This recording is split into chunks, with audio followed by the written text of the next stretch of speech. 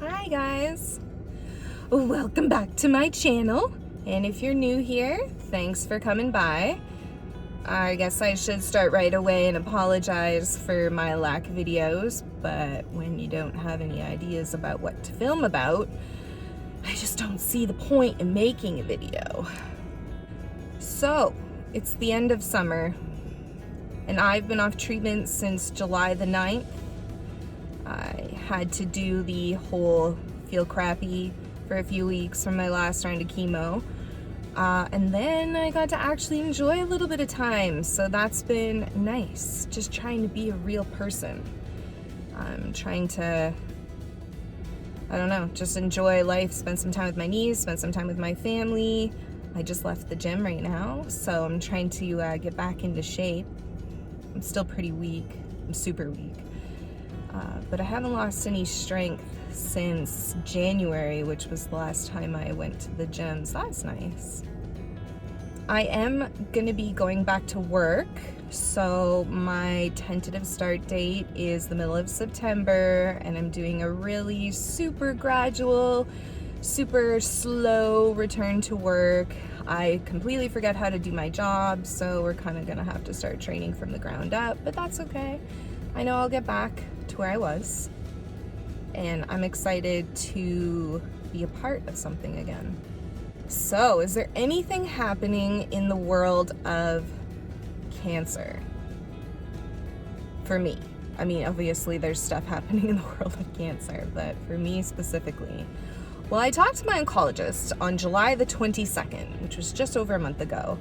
And she promised me, she didn't say I promise, but she told me, sorry if I'm distracted, I just went and parked at a park because my house, I'm babysitting my mom's animals, so my house is a little chaotic right now. So I thought I'd just film in the car since I'm coming back from the gym anyway. I thought I'd do a quick video, so I apologize if that is bothersome for you to see me looking around. It's just, I don't know, it's weird sitting in your car talking to yourself, so when people walk by, I'm just a little, I don't know, insecure about it. Anyway, that doesn't matter. So, a month ago, she tells me that I'm done treatment. Yay, you can get your back to work plan together. So I've been going through insurance for that. I've been getting excited. I was, changing my diet, getting exercise, just trying to embrace completely being off cancer medications. And then a week ago, yeah, it was a week ago exactly. No, yesterday, it was a week ago yesterday. You guys don't care. Why am I telling you that? It was a week ago. I got a call from the cancer center asking for my permission to submit an application for a drug called Nerlynx. And I've heard of Nerlynx. It's targeted for HER2 positive breast cancers. You are supposed to take it, should you go on it, after doing like Herceptin, which I did, and Kadcyla was part of that.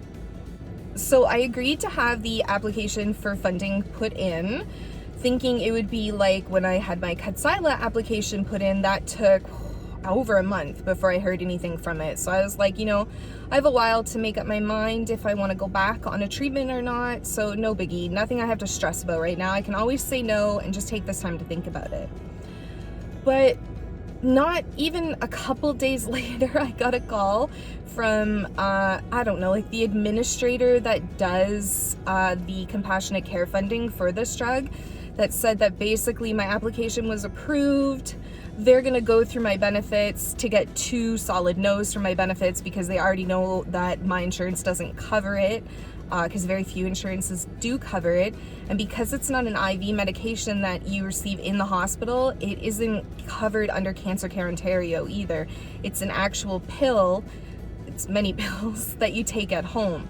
So normally that would go under my work insurance benefits, but if the drug doesn't fall under what they cover, then I would be out the money, and it's very, very expensive. So I would not be paying for that. So basically they've said that since my insurance company is gonna say no, that they're gonna offer me compassionate funding. So it's all moved very, very quickly. And yeah, I got that call a couple days ago, and so now I guess I'm just waiting to talk to my oncologist, who has not called me, probably because she knew I would have said no if she had been the one who asked me. So I feel like she's avoiding but she's probably not, but I haven't talked to her about it. I have to take, like, not a class, but I have to get information regarding handling a cancer drug at home. They're calling it like handling a chemotherapy pill at home. And from the definition of chemotherapy, which I'm pretty sure is, ooh, a hornet, is that chemotherapy is like any drug that targets or is for treatment for cancer, I think. But this isn't. It's called a TKI. I'll put more information in the description box in case anybody cares. But what it does, I think, again, I haven't researched it very much because I didn't think I was going to be taking it.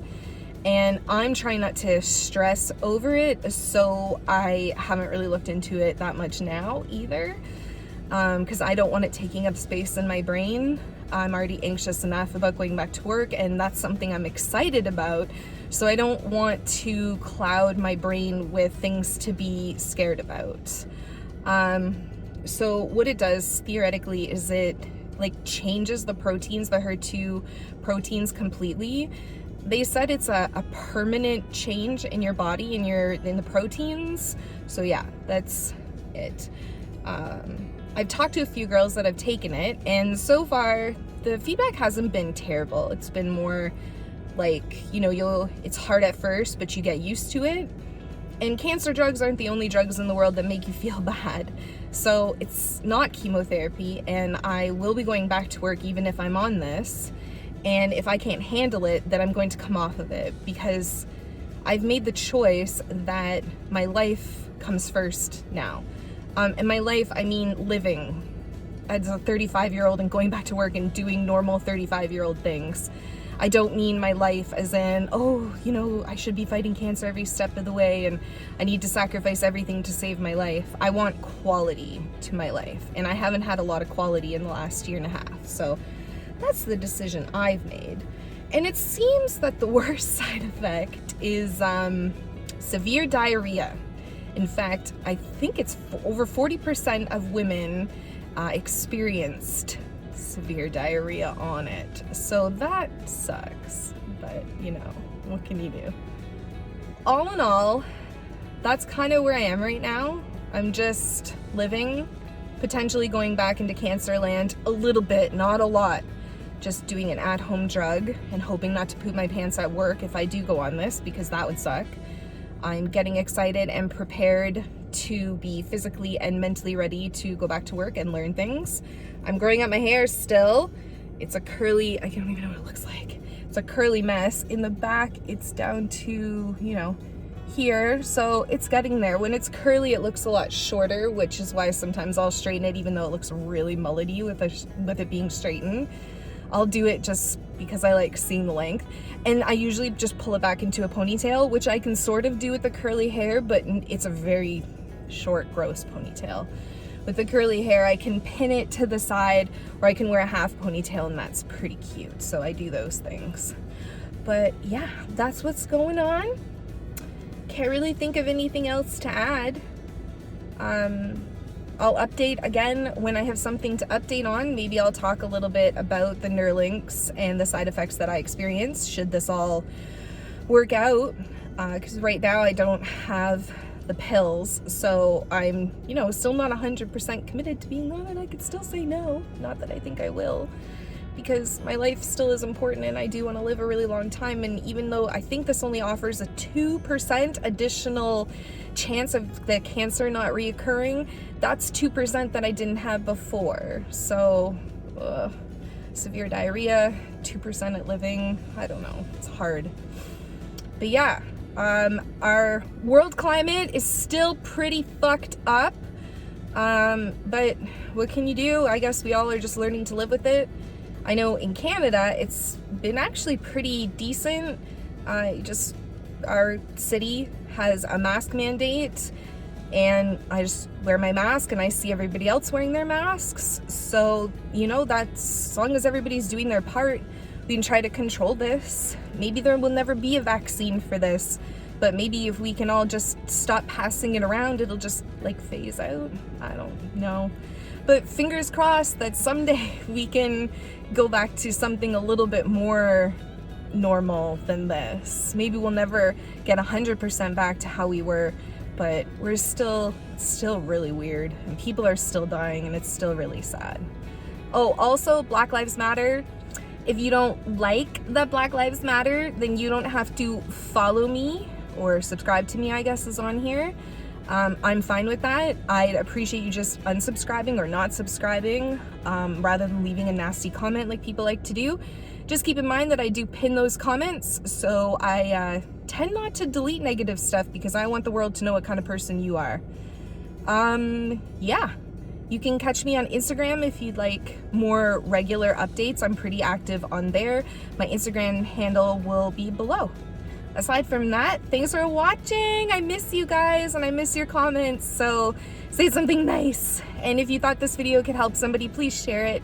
Please give it a like if you liked it, and if you want to leave me a nice comment, please do it below. Thank you. Bye guys.